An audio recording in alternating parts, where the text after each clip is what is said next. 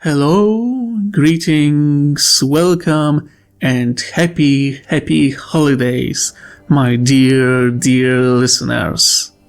My name is Heretical Hatter, and I welcome you to the 18th episode of my little series, The Tau Empire Reimagined, where today we will be talking about the second half of the fifth sphere of expansion.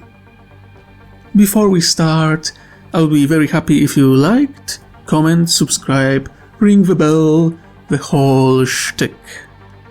You know what to do. So please sit back, relax, get something hot to drink, listen to the jingle, and let's start our little story about the fifth sphere of expansion. In my native language, there is a saying: miłe złego początki, lecz koniec żałosny.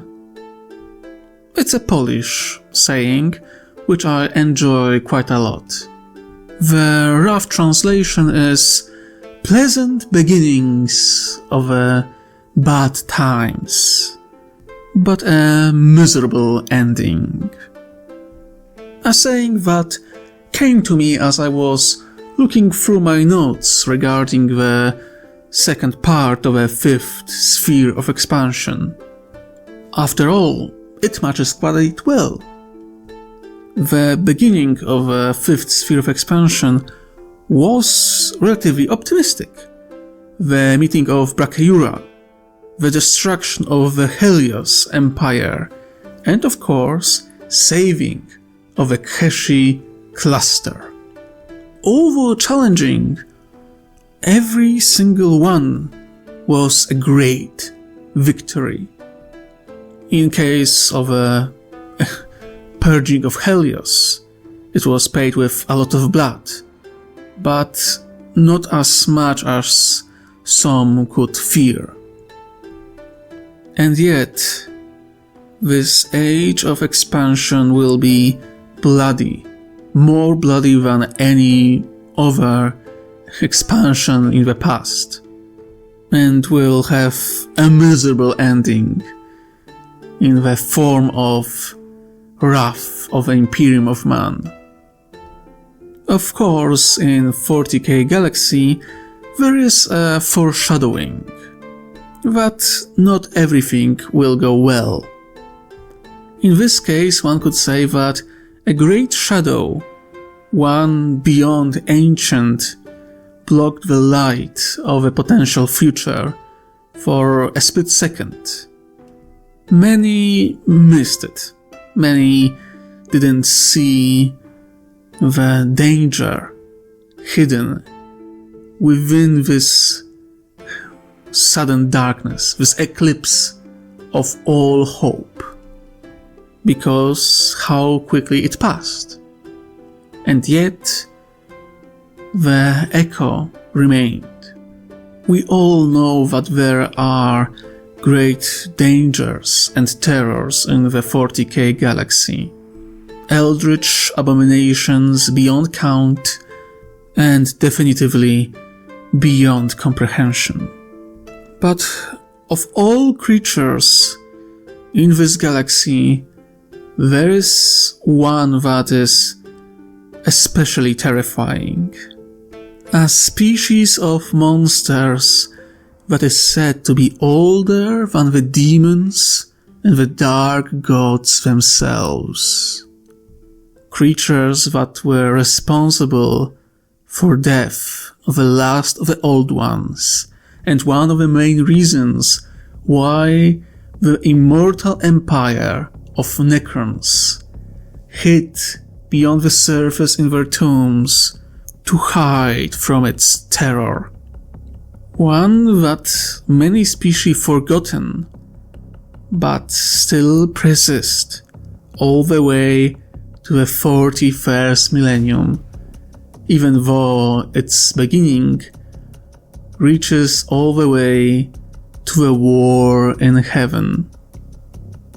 During exploration missions throughout the Keshi cluster, the Coalition was seeking new worlds to save. What they found was this species, the incursion of them in the nebula. In 470, Millennium 41, or 6824th year of Era of Unity, during the exploration of Keshi Nebula, Coalition encountered the enslavers.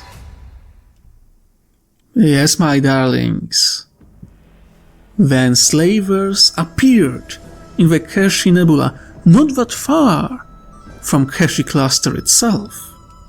Barely a decade after securing of Keshi cluster, Coalition encountered a world with infestation of enslavers.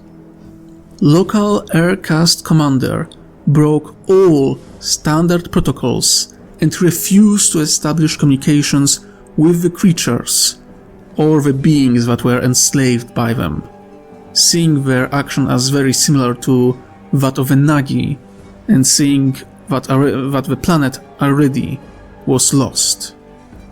The data gathered by the exploration fleet matched ancient data logs of multiple species. Mechians, Tarelians, Zoats, Nikasar, and few other species had records of enslavers from the distant past. Sure, the enslavers were relatively rare occurrence or sight for the Milky Way galaxy all the way to the 41st and 42nd millennium, when in the current lore they seem to show up in more and more places. But that doesn't mean that the small incursions of enslavers didn't happen in the past. And so, even though the Tau themselves never encountered them till this point, the knowledge of the member species of this coalition helped them to recognize the threat. And I assure you, when the threat was recognized, Coalition acted quickly. They sent a significant military force and Brachioura as support to deal with this incursion. Thankfully, the enslaver infestation was in its infancy and didn't spread too far beyond a very limited region of worlds. Coalition enacted a quarantine and started orbital bombardment, as well as raids, with Lancers at the head and other specialists to deal with this new threat, as well as to secure their corpses for further study. If any of those special missions to secure a body of an enslaver was successful, I will keep as a secret. Who knows? Maybe they managed to get one, or maybe every single one was a failure. By enacting a cruel orbital bombardment to starve enslavers out of their main food source, and of course raids with support of blanks to eliminate more problematic members of a species, Coalition managed to keep their own losses to absolute minimum and managed to ensure an end of incursion within a year. At least that's how long it took the whole operation, how long the enslavers were taking over worlds in this small region of space isn't known exactly. With enslavers dealt with, the Coalition secured this region of Keshi Nebula. Colonization, however, was very limited. Although Coalition possessed information about the enslavers and how they invaded the real space, they weren't sure if killing all life on a given planet would be enough. or if a simple proximity to previously infected planet won't let other worlds in proximity that would be colonized in the future be easy targets for enslavers in the future. So although this region of space is officially part of a coalition, its worlds are mostly quarantined or reserved to small outposts, mostly research outposts, where the researchers and scientists, as well as psychers of the coalition, are trying to figure out how to detect and counter potential future enslaver incursions into the real space within the coalition borders, or near them. This time they were lucky. Enslavers took over worlds with small population and that were already relatively isolated. But there was no guarantee that the Keshi cluster that was near this region of space won't be a target for the enslavers in the near future. Or if somewhere in the depths of Keshi Nebula there isn't a world which is totally cut off from the rest of the galaxy, but is completely taken over by the enslavers, and it's a hub of their population in this region of space. And so with this potential danger in this region of space, more and more explorers were sent to look for this new threat.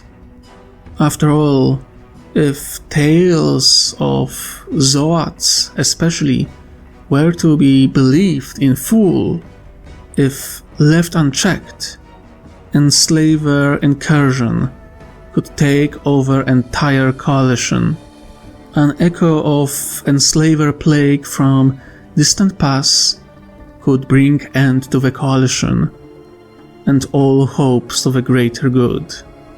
If that came to pass, when this bubble of warp storms that protected the heart of the Damocles sector finally broke apart, the Imperium of Man wouldn't face the Tauva coalition, a strange alliance of Xenos, humans, Abhumans, and mutants.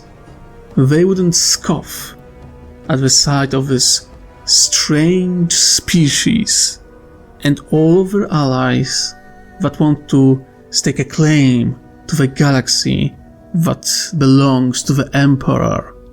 Instead, they would tremble in horror at the face of the wall of enslavers that would grow in number and fatten up after feeding upon entire population of a coalition. If that came to pass, not even the realm of Ultramar and all the successor chapters of Robotek Gilman could stop what would happen next. The entire eastern fringe, and hell, maybe entire galaxy, would fall into the hands of this ancient evil. Another plague to clean the board through entire galaxy. But that didn't happen, because Coalition managed to act fast. And even though enslavers are terrifying, they can be contained, and they can be killed.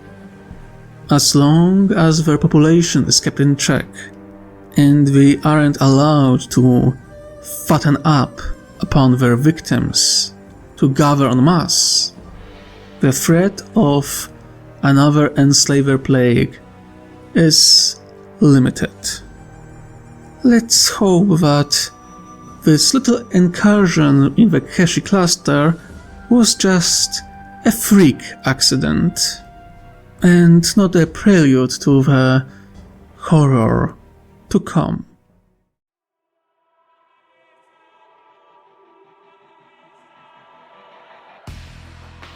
As it would turn out, The enslaver incursion in Heshi Nebula wasn't the only unpleasant surprise that was awaiting the coalition by the end of the 7th millennium of their history. To the north of crude space laid Tanan Kingdom of Tanan, a reptilian six-limbed dragon-looking species of Xenos with relatively advanced technology. At least, it was comparable to that of the Coalition.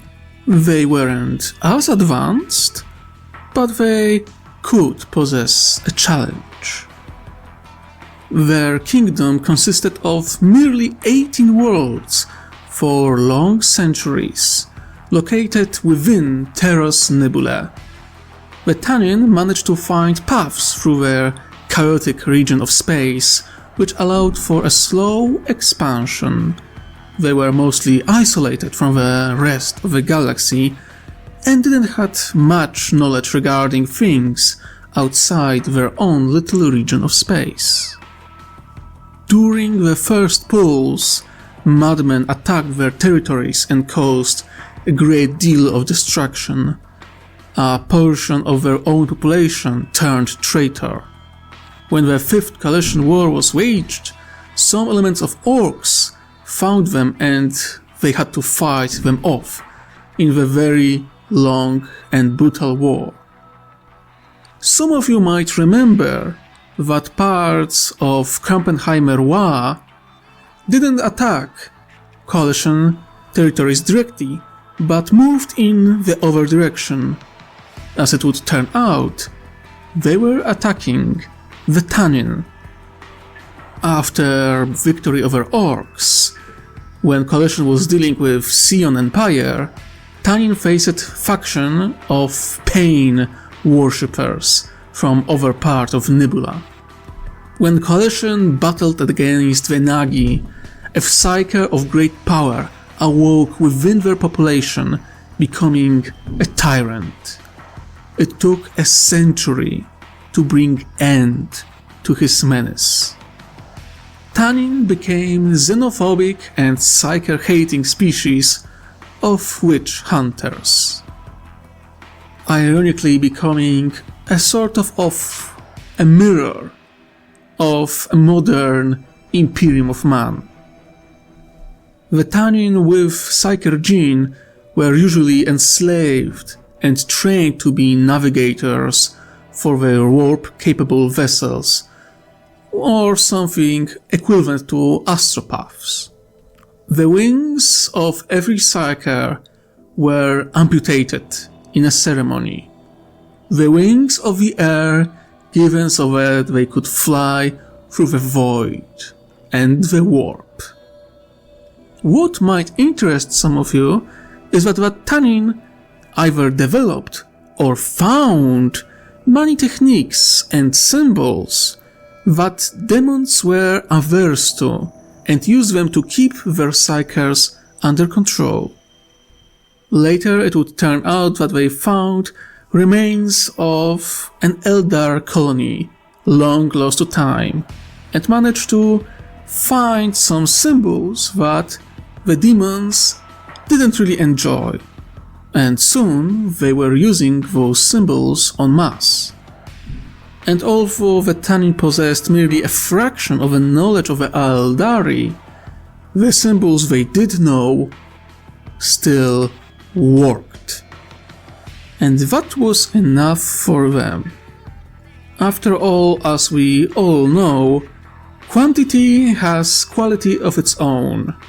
So engravings on buildings, walls, fortresses and their ships were very popular. After centuries of struggle, the Tanan Kingdom became militaristic, xenophobic, with working tetrarchy, with 4 dynasties working alongside to control their people and one another.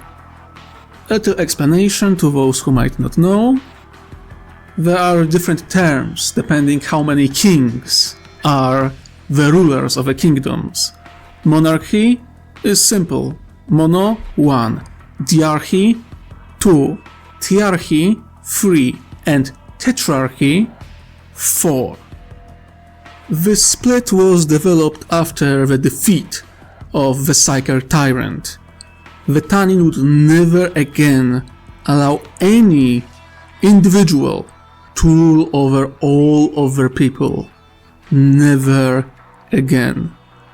That's why 4 different dynasties that were splitting power between each other, were controlling their kingdom and one another. And always 4 dynasties had to be in charge. But there's a question that comes to mind. What could be the goal of this kingdom after securing their own culture and their own survival? Well, they came to the very similar conclusion as did humanity after the Age of Strife. In other words, if it doesn't look like us, it must die. And so the great conquest began, and this kingdom exterminated at least a dozen civilizations, growing in size of their kingdom, all the way to 50 worlds.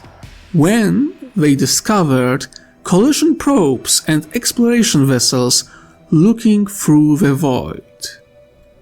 At the time, the Teros Kingdom took control of almost entirety of Teros Nebula, and were finally breaching out of this chaotic region of space. And the first thing they found were coalition ships. And they came to a very simple conclusion, or assumption really, that coalition had to be hostile to their very existence. And so, as they abandoned concept of diplomacy after trauma they faced during last few thousand years, they decide to attack. The Tanin prepared a great military force and fell upon newly established colonies and outposts beyond Perdos Rift, taking Coalition completely by surprise. Coalition didn't notice them, and sudden attack of this well-honed and organized military force was completely unexpected in this region of space. They ignored hails for negotiations, becoming a mirror of the monsters they hated. And, truth to be told, they did achieve some successes.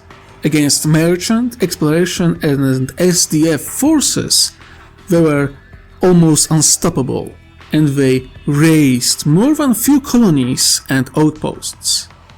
It was only when major force of protection navy under command of Admiral Kortaku Air Shield that their navy was slowed down and then stopped. This prodigy and great talent of the aircast was supported by Commander Vash Ule, Iron Fist, of the Firecast, and Elder Shaper Kachek Lish of the Krut. Those 3 managed to halt the Tanin attack and force them back. Although battles were bloody, Tanin weren't really slowing down nor willing to surrender. Some even started to say that Tanin weren't able to accept the greater good in any way, shape or form and had to be exterminated as many foes of Tauva before them. We must understand that while Teros Kingdom was comparably small to the coalition, they had more than enough forces to challenge the territories beyond the Perdos Rift. Not defeat them, but cause quite a lot of bloodshed. They would still lose, but that wasn't ideal. The Tanin were fighting in desperation, one could say. All the trauma of the ages transformed into this blind rage and determination to defy fate and cruelty of a Milky Way galaxy. Things changed, however, when Commander Vash-Ule challenged Tanan King Ukrehal to an honor duel between them two alone. It was meant as a way to spare the losses on both sides, as the battle they were engaged in was extremely bloody, even by the standards of a coalition. King Ukrehal was a great warrior, but Vash-Ule was a student of Monat, and he was elite of elites. Some said that he was even better than great commander Ransai from ages ago. And so, thanks to his training, he managed to score a victory. And to the shock of all, he showed not only mercy, but also respect to the king. Watercast managed to seize this small moment of peace when the Tanin were too shocked to fully comprehend that their enemy showed them so much respect and mercy, and broker a ceasefire and started negotiations between the coalition and the Taros Kingdom. Tanin weren't really happy to start negotiations, but they did enter them, and slick diplomats of the Watercast managed to ensure cessation of hostilities. And some of you might think, well, why they would want to stop the fighting? After all, they had advantage. They could take over the Taros Kingdom by force. Well, the problem was that with analysis of the Taros Kingdom forces and their determination, it was predicted that at least 3 decades had to be given to conquer the Taros Kingdom, and even after the defeat, the Tanin themselves would continue partisans and rebellions against the coalition for at least 2 centuries. And those were the most optimistic vision of the future. Our own history has a similar event. The United States faced the reality that if they invade Japan during the World War II, the losses of their soldiers would be beyond count. It would be very long and very bloody invasion. So, they used nuclear bombs to, well, push the Japanese towards peace. There is discussion if nuclear bombs were the main reason for surrender, or if sudden attack from the Russians or the Soviets made Japan realize that, well, we can either face the wrath of the Soviet Union or that of United States, and they chose the Western Allies for obvious reasons, because as we all know, Soviets weren't really kind towards monarchies or emperors, now were they? Here, in the war between the Coalition and the Taros Kingdom, that would be known as the 9th Coalition War, Coalition didn't really had a chance to use a nuke equivalent weapon upon any major colonies of Taros Kingdom. The Taros Kingdom was deep within Taros Nebula, and even with great experience of aircraft, of navigating through different anomalies, they didn't knew nothing about the Taros Nebula. So even breaching this region of space was seen as extremely dangerous. So, out of all the available options, the peace and start of far longer term integration was preferable. And so, in 6861 Year of Unity, the peace was signed between the Coalition and the Taros Kingdom. A white peace, if one could call it that. The Taros Kingdom remained independent and kept all their colonies, and Coalition kept their own territories and their own colonies, with a given region of space between both states marked as demilitarization zone. What happened, however, was that both states engaged in trade and started some kind of contact between the Taros Kingdom and the Coalition. And Tanan, as an entire species, had to face now bizarre reality, at least for them, that not everything in the void tried to kill them, which for them was a novelty. And as relations between both states were rather cold, some members of the High Coalition Council were proposing of restarting the war and take the Taros Kingdom by force. But again, predicted losses and bitterness of Tanan that would be subjugated could lead to numerous rebellions was enough of a reason to shut any such propositions. It was just not efficient. It's better to plan out even a century of trade and slow integration rather than 30 years of bloody war that would be extremely expensive and then deal with resentment from all remaining Tanan. Luckily, or unluckily, some could say, that wouldn't be the case. 29 years after signing the peace, in 6890 Era of Unity, the Taros Kingdom signed a defensive pact with the Coalition, which would prove very important in the 10th Coalition War, after which the Taros Kingdom joined the Coalition as a full member, with 60 worlds to their name. And some of you might ask yourself, well, who could possibly be enemy in the 10th Coalition War that could unite the Taros Kingdom and the Coalition against them? Well, as they say, the history doesn't repeat, but it does rhyme.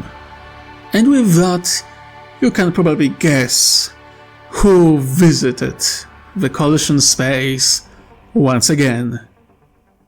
The bloody Orcs. Who else?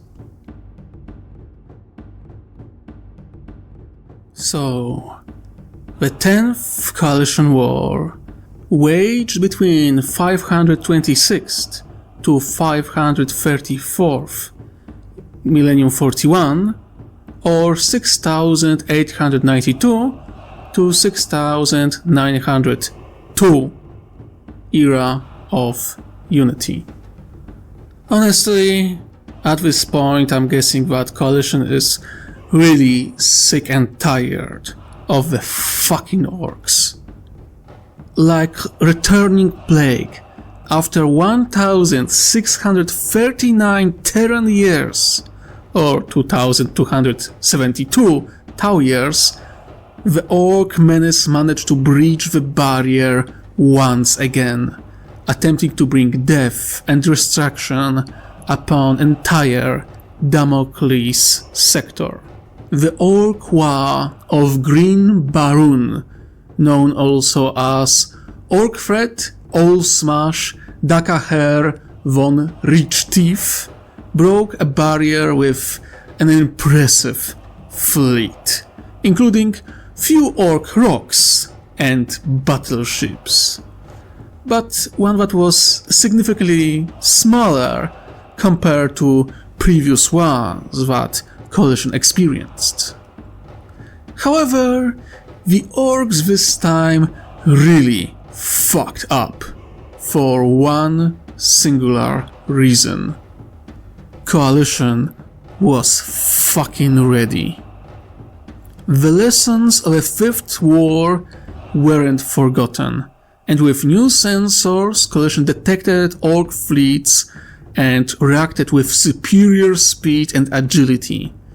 Dozens of fleets being sent beyond the Perdus Rift to support already existing garrison and naval forces there, to ensure total and complete annihilation of all Orc forces before they could spread and become a real threat.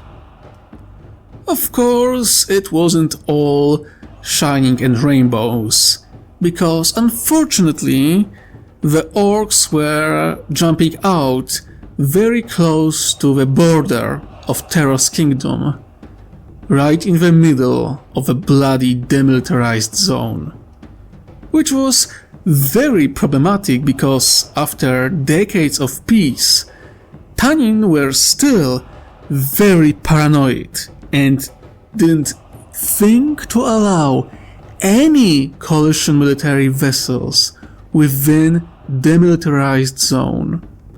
Hell, even with defensive pact in place and with good relations, or well, better than they were before, the very presence of significant naval forces of the Coalition caused the Terra's kingdom to go to red alert and be very, very concerned, not believing that the Orc invasion was coming for a second. The diplomats tried their best on both sides, but the leaders of the Terra's kingdom were too paranoid to listen to reason or look at any given proof and evidence of incoming Orc forces. So when the Orcs did jump out very close to the Terra's kingdom border, the Tanan were ready for war, but not against the Orcs. As such, the Greenskins managed to get initial holdings within the region. Soon, however, Terra's kingdom called Coalition for help, recognizing that they did need it, and they did call for Coalition to honor the defensive pact signed between them. And with more friendly ethereals in this region of space, as well the very same commanders who fought against the Tanan in the previous war, the Coalition entered the fray with significant military force. With Coalition's and Terra's kingdom forces united, it didn't take long to break apart the main Orc force. Commander Iron Fist and the Tanan King he fought against not that long ago now fought side by side and managed to take down the Orc warboss together, side by side. The Orcs were defeated and sent into the darkness in fear, being hunted down by the Coalition and Terra's kingdom forces. After this great victory, the Terra's kingdom, now seeing how they could fight alongside the Coalition, agreed to join as its full member.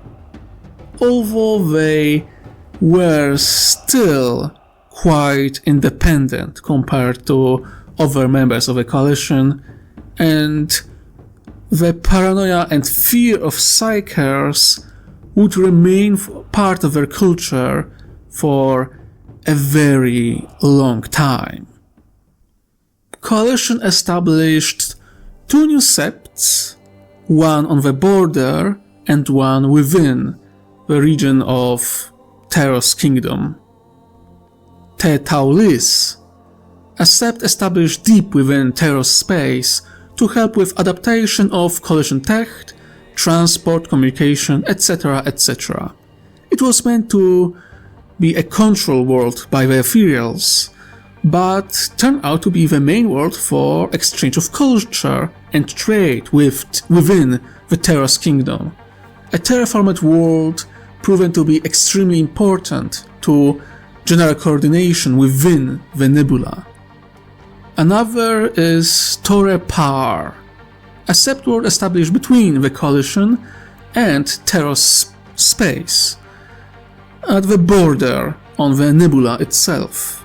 It became a navigational sept world mostly for the trading vessels and the navy, allowing for clear connection of both territories between the Tanan Kingdom and the territories of the Coalition beyond the Perdus Rift. Once again, the Orcs proven to be ironic uniters of the forces within the Damocles sector. The first Orc invasion united the Coalition and the Ostense Council into one state. And now, thousands of years later, Orcs managed to unite the Tanan Kingdom and Tauva Coalition. Truly, the irony and wonders of Milky Way galaxy know no bounds.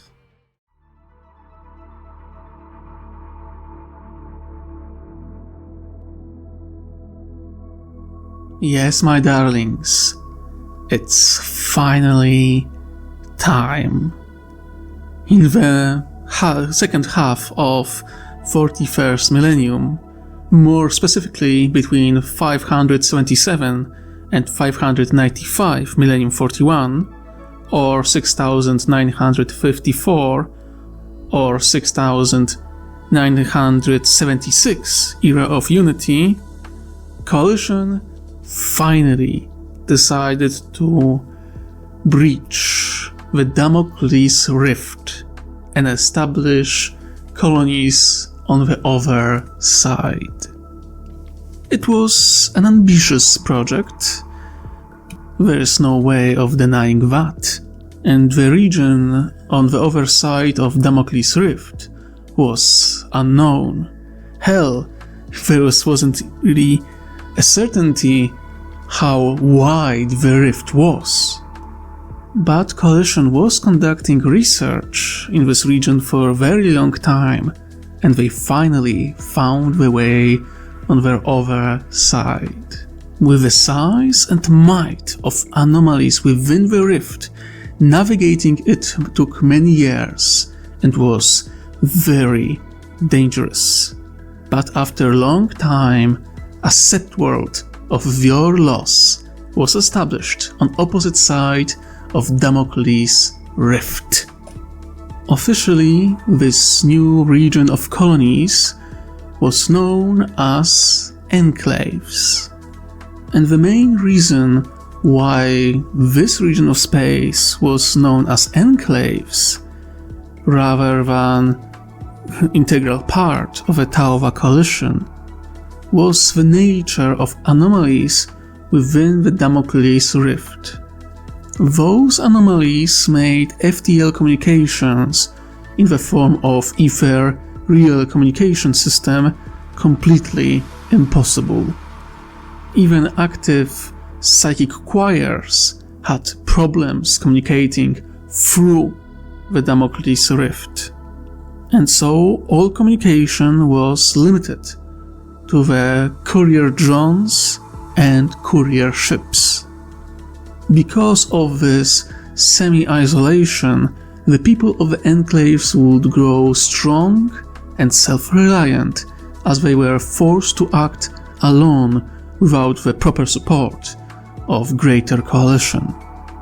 The travel through the Damocles Rift could last as long as 5 years in some situations.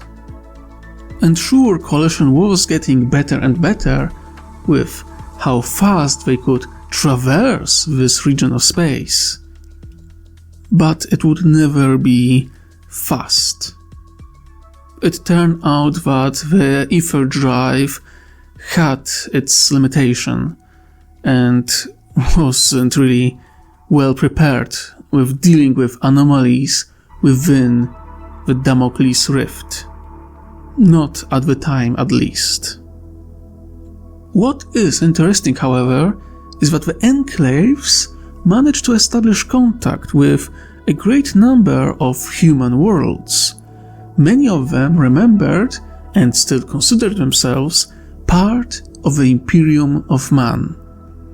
Although their resources and military power, and especially naval power, was extremely limited, to the point that they didn't really even attempt to fight the coalition.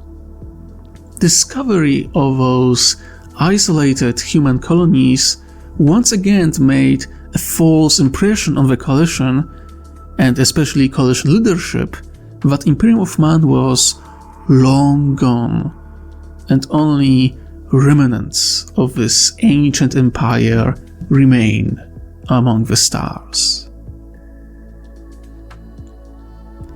However, the expedition on the other side of Damocles Rift wasn't the only expedition that the Tau and the Coalition at large attempted in this age.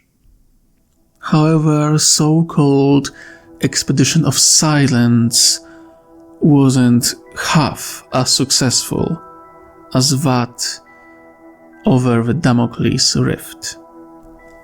Between 599 and 605 year millennia 41, or 6981 to 6988 era of Unity, Coalition attempted expedition and colonization of a region of space known as the Silent Bay.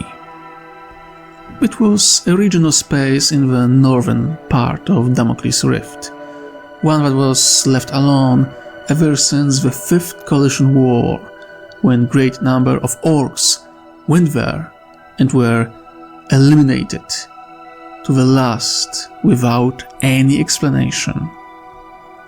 Ever since then, Coalition kept a reasonable distance from the Silent Bay and kept the research in the region to the minimum.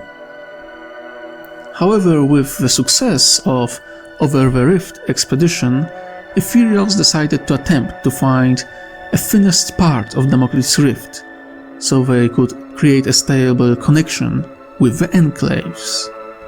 The research pointed out that the Silent Bay and the part of the Damocles Rift alongside it was the thinnest, far thinnest than any other part, in fact, that was in the range of the Coalition at the time.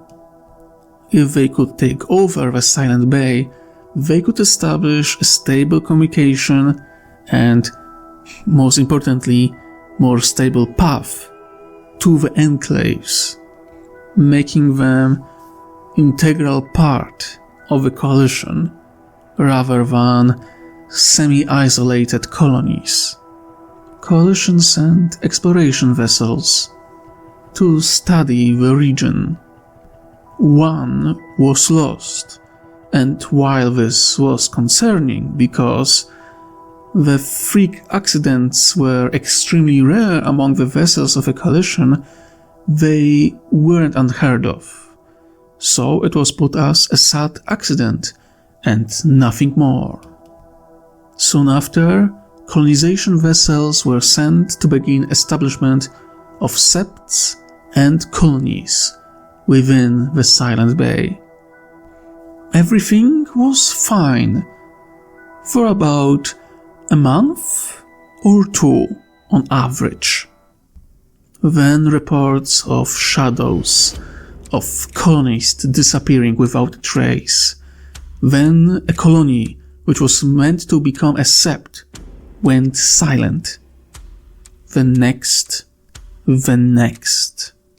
Investigation was sent with military fleet. They don't return. no communications back. Another colony goes completely silent. At this point, coalition leadership reasonably freaks out and announces a total evacuation of all remaining assets and colonists within the Silent Bay in all haste. Coalition creates a blockade at the border of the bay to keep control of traffic going out of it, and sends swarms of courier scout drones and scout vessels into the bay to figure out what the fuck is going on, where is the threat, where military forces need to be sent to stop it.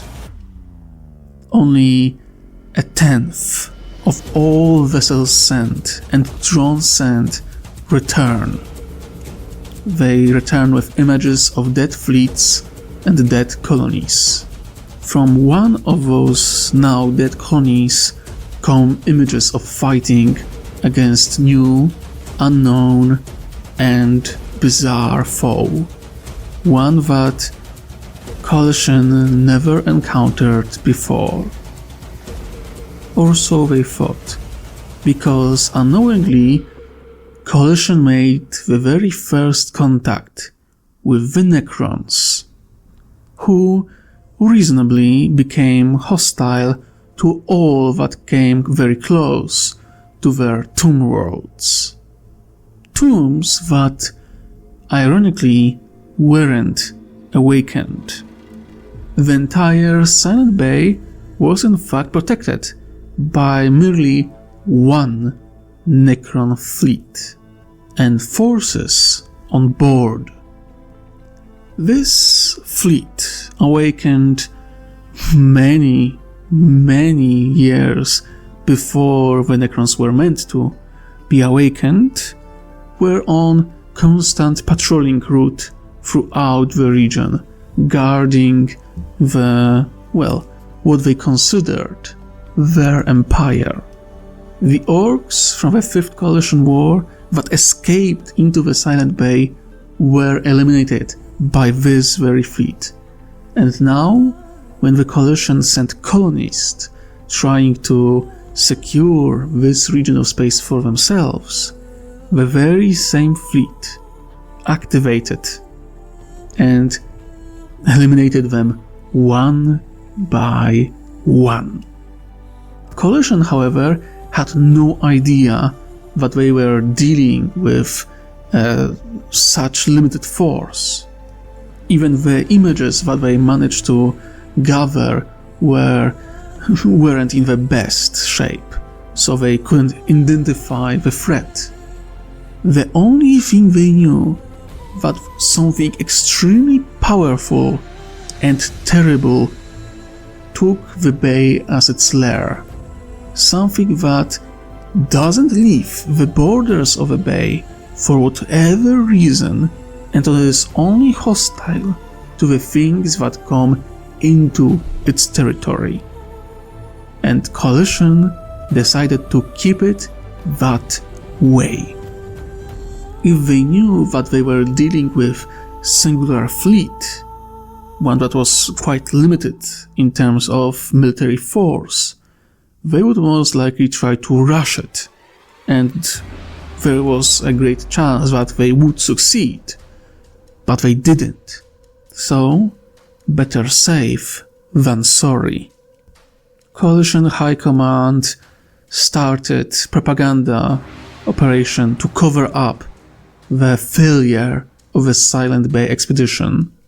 The explanation was that this region of space is full of bizarre anomalies that were unknowingly activated by the colonists and research vessels, while normally they stay dormant. The entire region was put into quarantine and numerous space stations were constructed to guard the entrance into the bay.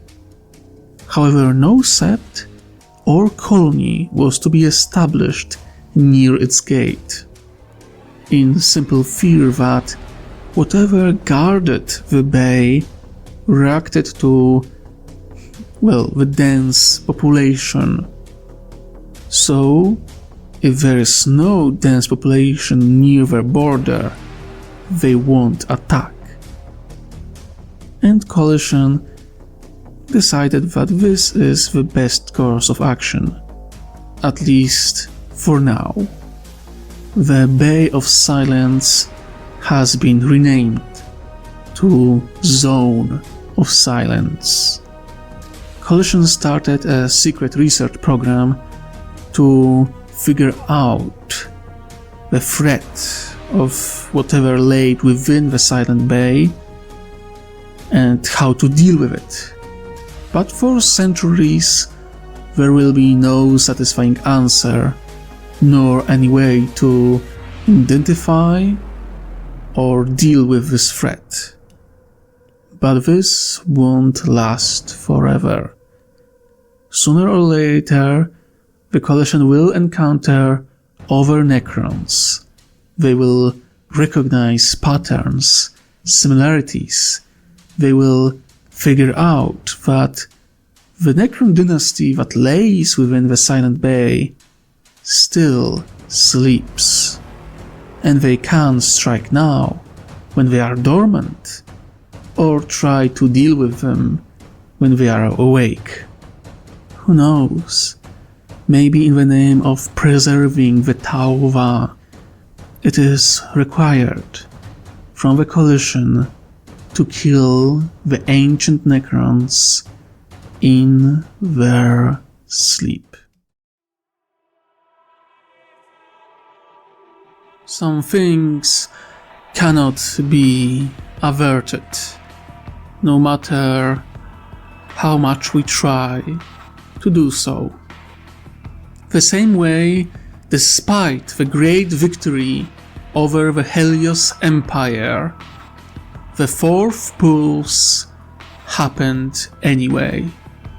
In the 664th year of Millennium 41, or 7061 year era of Unity, the fourth pulse shook the entire Damocles sector.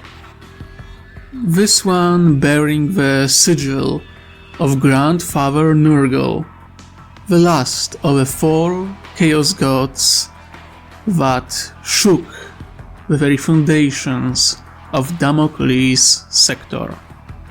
However, compared to all previous pulses, this one was very directed, localized, as if not the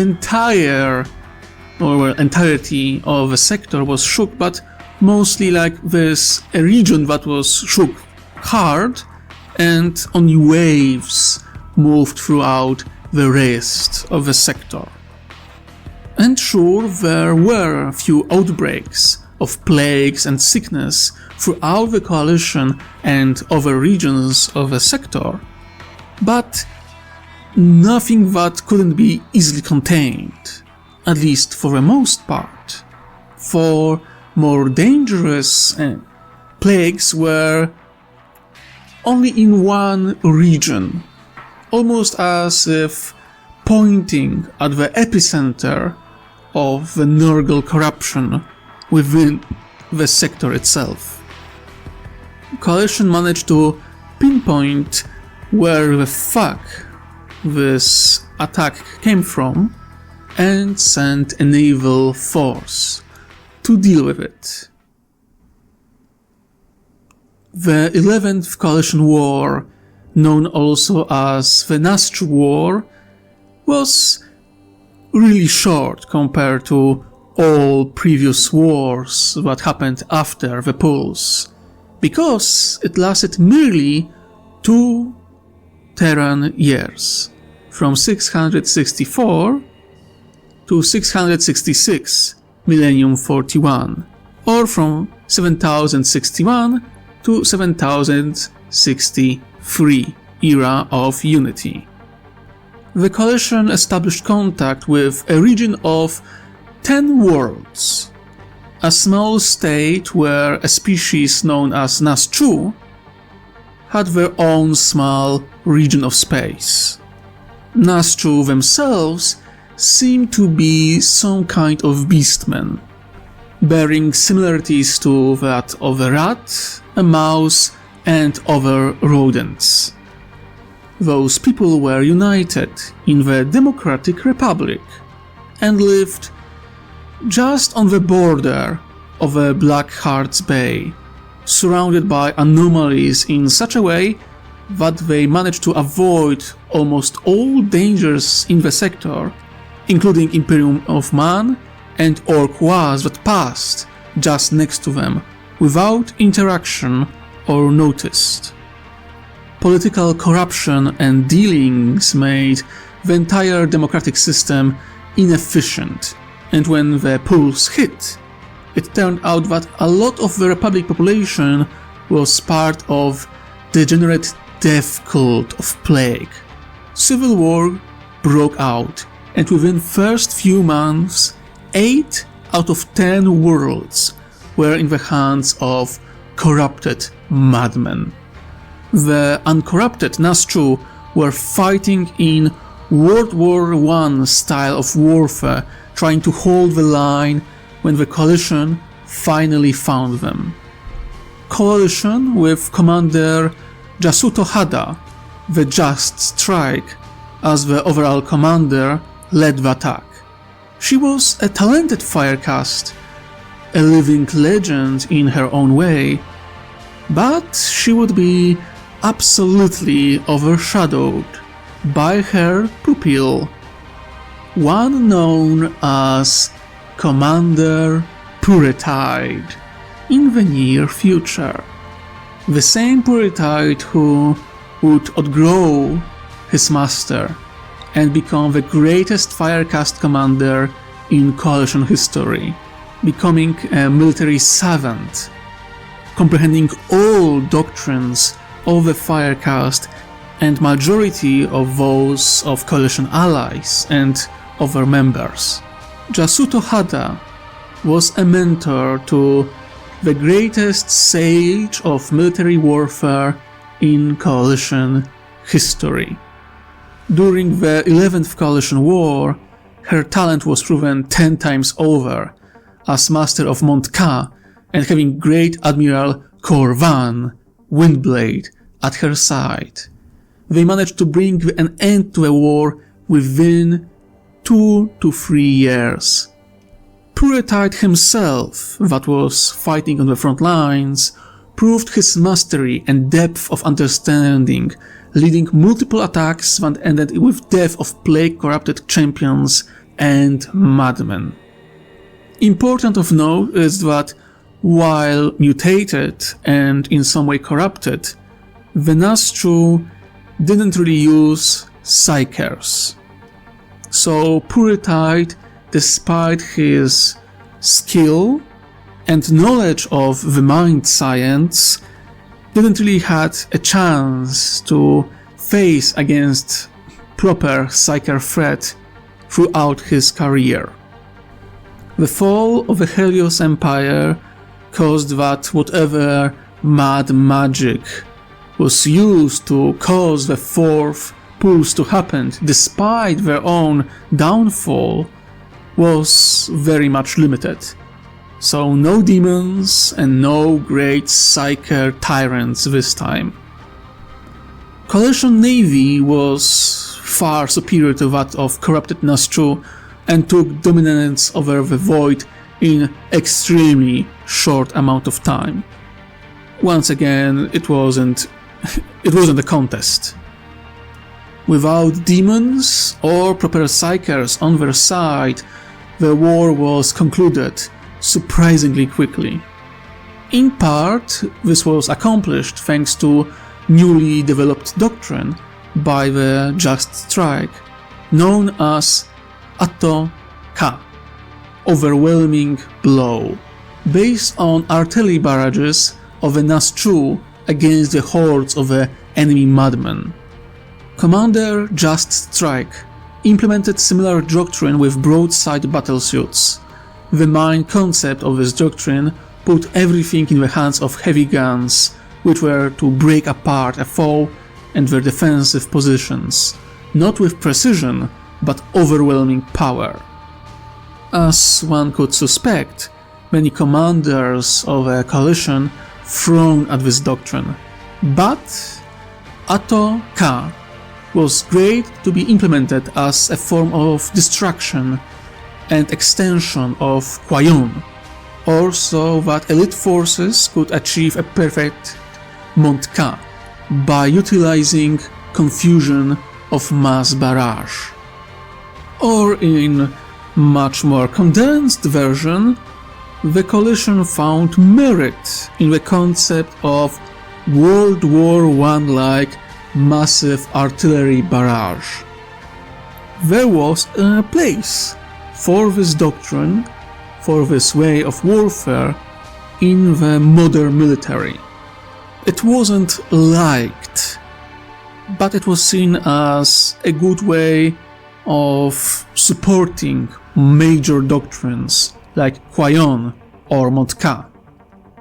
Sadly, despite the successes on the front, during the war, half of the worlds were deemed too corrupted and contaminated by the strange plagues and madness to be saved, and had to be destroyed. The remaining Nasu population was extremely limited due to bioweapons used by their enemies. The war caused a lot of changes for this society, not without a bit of influence from the water caste. Nasu saw how their culture and ideology failed them and they needed something else. And so they adopted Tauva and caste system in its entirety. They even surrendered their own independence to the Tau and Ethereals more specifically, in hopes that this change will allow them to evolve and grow and become stronger than they were in the past. It was a short war, but so traumatic, so shocking, to the point that the people abandoned their own culture, their own traditions, seeing that this drastic change was the only way to survive. In future, Nasu would turn out to be great scouts and pathfinders, and especially intelligence gatherers for the coalition in the future. For the sake of rebuilding and control, of course, a new sept was established, Ske Vela, a new sept established in the ruins of the old republic, heart of administration and manufacture in this region of space, and of course a base for future expansion. Nasu, after all, weren't that far from the southernmost border of the Damocles sector, not far from the borders of realm of Ultramar. After around 6,000 years after the barrier of warp storms enclosed the Damocles sector, and 30 years after the last fourth pulse, the barrier started to break apart around the Damocles sector. In 694 Millennium 41 or 7100 Era of Unity, the first great breach in the barrier of warp storms appeared. And it appeared to the galactic south of the Coalition space, near the Black Heart Bay and newly added region of Nasu. exploration vessels were sent out to seek what was hiding on their other side. What galaxy had to offer the Damocles sector after almost 6,000 years of isolation. Coalition didn't need to wait long for an answer. Sadly for them, the answer was big, green, and mean. The bloody Orcs, once again. But to be fair, there were also space dwarves there, so that's a little change.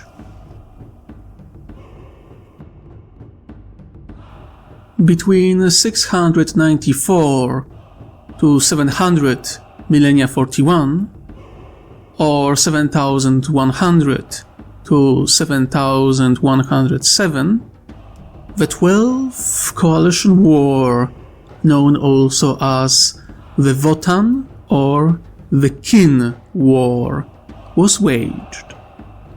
What awaited the coalition just beyond the reaches of a barrier were two fleets, one escaping into the Damocles sector and one chasing after them. The Votan exploration and merchant fleet reached the sphere and noticed that it was breaking apart. Going with their nature, they wished to explore the sector. Unfortunately, they caught the attention of Stompa Goturk, who decided that cramping space dwarfs was a good idea. Well, no, not good. Great. The best idea. His fleet cut them off from escape and was in hot pursuit. The kin, being space dwarfs, were reasonably happy to fight against the Orcs if they weren't outnumbered to extreme by the Orcs and their fleet. This force of Orcs was on the verge of transforming into a very big Wa. With their chances of victory or even breaking through the Orcs very slim, they gambled escaping into the Damocles sector proper. They had no idea what would await them within, and tales of Damocles sector before the creation of this warpstorm barrier describe it as a region of countless anomalies. However, the kin were familiar with dangers of the core of a galaxy, and decided that whatever anomalies awaited them within the Damocles sector couldn't be as dangerous as those they know from the core of a galaxy, or the Orcs that were really close on catching them. They were sure that with their own skill and a little bit of luck, they would lose the Orcs somewhere in the sector and have chance to travel back to their holds deep in the galactic core. Both Coalition and Votan were both very surprised and suspicious at their first meeting. Both factions had a lot of experience dealing with different Xenos and knew that many of them weren't friendly. The danger of the Orcs, however, made them unite against the Green Menace relatively quickly, especially with Watercast working really hard to figure out the kin and establish diplomatic contact. The person chosen to lead coalition forces against the Orcs, who were now transforming into true Wa, was none other but Commander Puretide, the greatest strategic mind of the coalition who mastered all great doctrines of the Firecast, codifying them into Great Fire Code, or Code of Fire, however you prefer to translate it. This Fire Codex, if you will, would be a baseline for future learning of a Firecast. And in this war, it was proven that Puretide was a true genius. It was thanks to him that allowed coalition forces to break the Orc menace. He was also very skilled in determining the strength of their new allies in the form of Wotan, and coordinating very well with them to break the Orc forces apart. The size of this force was so great that it could be compared to Mat Murda's War from the 5th Coalition War. The mass of Orcs that in the past was great enough to reach almost to the core of the coalition was eliminated within 7 Tau years, instead of decades of bloody wars. All thanks to genius of Commander Puretide. If previous accomplishments of Commander Puretide shown him to be great commander, now he became a living legend. The master of the art of war and a great sage of a firecast. However, what is also very important is not merely a victory of Puretide, but he managed to showcase the might and power of the coalition to the Wotan. On the front lines, they fought side by side. They saw the might and the skill of the coalition forces. They saw their creations, their void engagements, and also how skilled their diplomats and traders were. And while kin, being space dwarves, as any dwarves, are very good at holding the grudge, they are just as good at appreciating good warriors, good craftsmen, and good traders. This show of force and kindness both made them quite happy to establish trade relations with the coalition. The kin sold to the coalition some of their navigation technology, as well as improved ion technology. Reminder that coalition already had ion technology, but Wotan version was centuries if not millennia ahead, so this upgrade was massive. In many ways, those pieces of technology were sold as a show of appreciation and thanks to the coalition for saving their fleet. And so the coalition established stable trading pact with Seran Tok Mercantile League, with Srik Tok Brotherhood being the party present at the time, representing the League. What is interesting, however, is that on the request of the kin, they were officially marked as not uphumans or mutants, but Xenos. To what end, only the League could know, but they wanted to keep their identity secret, for the most part at least. There is a reason why the Imperium of Man misidentified them as Demiurge in the near future. And the Coalition officially also misidentified them just by playing along. After all, the Watercast and the Coalition at large isn't new to deception. After victory in the war, the Coalition made clear that those who wish can become a permanent citizens of the Coalition. And even more, just to ensure that the contact with the League will remain stable and that Coalition will have access to a species that travels throughout the entire galaxy and can bring quite a lot of interesting information and technology regarding the entire galaxy, Coalition sold entire world to Seran Tok mercantile league, so it could be established as an enclave of the league, a mercantile colony within coalition space and under coalition protection, a safe harbor for all fleets of Serentok Mercantile League that would travel through the eastern fringe. The League accepted. The coalition was great trading partner, and many goods from the coalition would be sold for quite a profit within other regions of the galaxy or among the Votan themselves. Sure, they were far more advanced, having more than a few pieces of Dark Age of technology on their hands.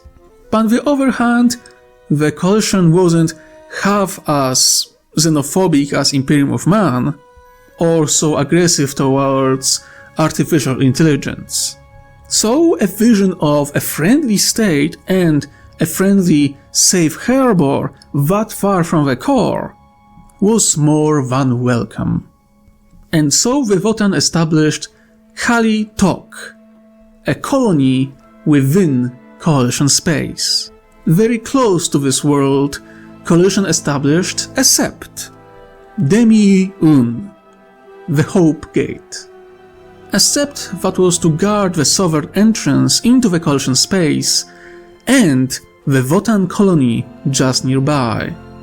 It was also created with intention of becoming a long-range trading port, where exchange between different leagues of Votan and coalition will take place. After all, Serentok Mercantile League wasn't the only league of Votan that could reach all the way to this region of space. And if or when they do, coalition will have entire port sept ready to welcome them. From that point onward, coalition and the leagues of Votan established, for the most part, positive and friendly relations, mostly based on trade. The fifth sphere of expansion wasn't limited to only great wars. The operations to rescue entire clusters of stars or expeditions to the other side of the rift. There was a lot of small-scale conquest and colonization. In terms of conquest, coalition managed to secure multiple systems. Commander Puretide was responsible for securing a lot of them.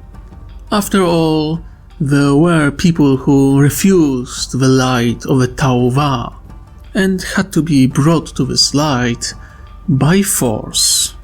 Just like I said in the past, some wars, if they were on small enough scale, weren't even acknowledged to be wars, and subjugated populations weren't seen as independent or new members, but were fused with existing population that was similar in terms of genetics, most of the time at least. Simple way to ensure that majority of this given species, especially that helped with subjugation of their brothers and sisters, was still loyal to the Tauva. In terms of colonization, coalition grew in reasonable pace. As most of you could probably notice, a lot of new septs and worlds were established during this era, although most of them were connected to ongoing wars. The Vespid themselves managed to colonize around a dozen worlds. However, one of the more important parts of colonization effort and expansion was colonization of region around the Beast's Eye, and more precisely, of the world of Arkunasha. Yes, Arkunasha, the very same world on which Commander Farsight would gain his title. It was part of a very ambitious project of enclosing the beast's eye and in future cleansing it fully of all orc life. And one must say that the boldness of this colonization push was quite impressive. After all, there are few civilizations that see a region that is infested by orcs and say, yes, perfect place for colonies. And Coalition did so, in the name of pushing the Green Menace further and further away from the core regions of the Coalition. However, just as bold was the northern push in the direction of a barrier of the warp storms that was slowly breaking apart. Subword of Ak-Ela was established in the late stage of expansion in the galactic north from the Coalition proper, north to the Mechian space. It was designed to be important logistic hub for the future expansion, a gateway between the Damocles Rift and Perdos Rift, leading north, where unknown glory could be won for the Coalition. It was also a very important step for another path towards the Tanan Kingdom, now member of the Coalition. After all, while stable, the path through Perdos Rift was not exactly close to the Tanan Kingdom. Ak-Ela and new colonies gave a new path from Tanan Kingdom to enter into Coalition space and towards the Coalition core region.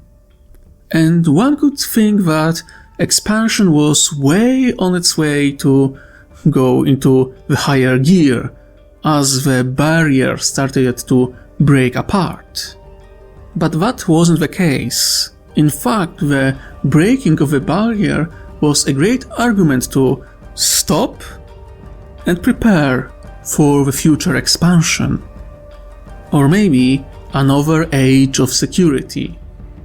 Of course, a point of many discussions between members of Coalition High Council.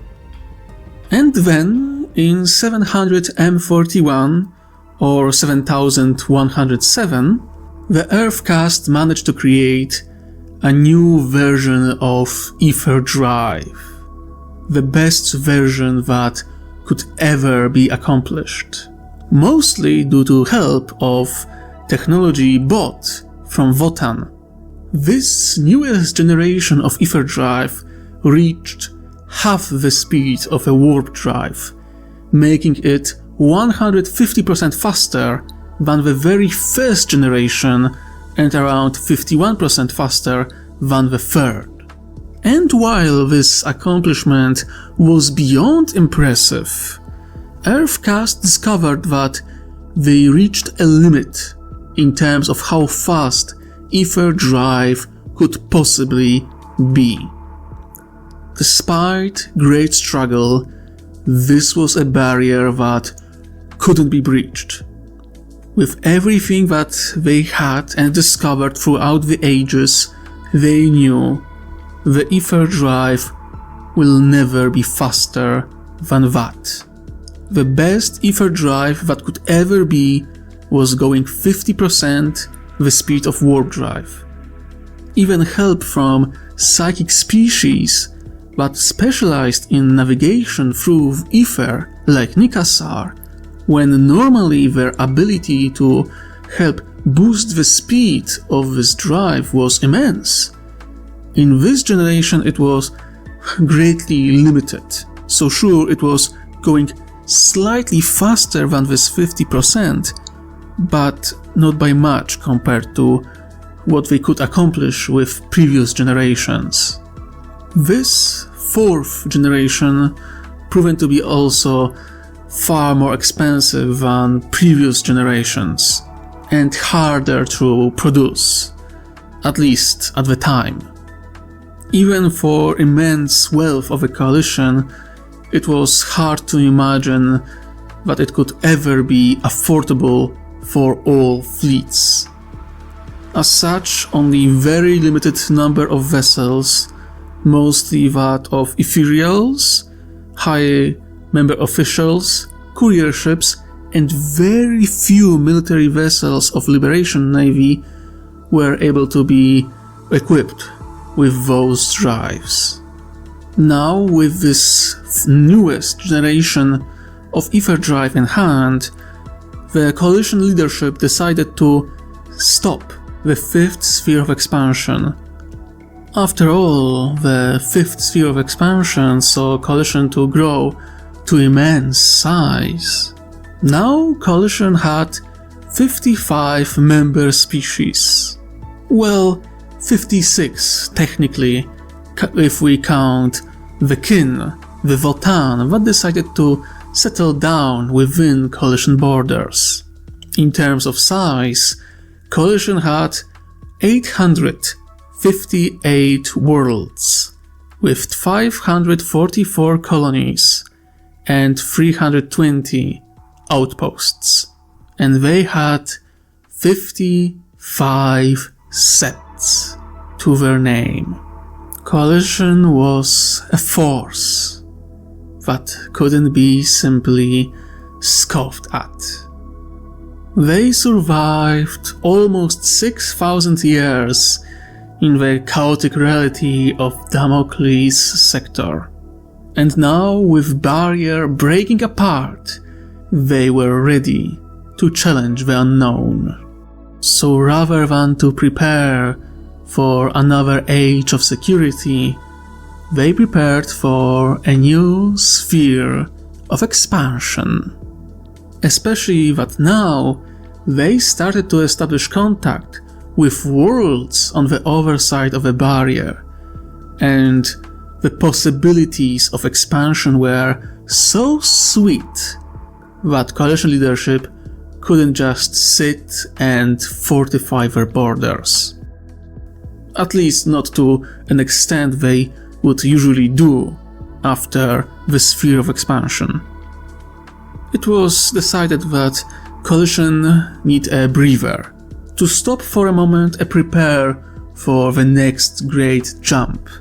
Resources being prepared for this new age of expansion.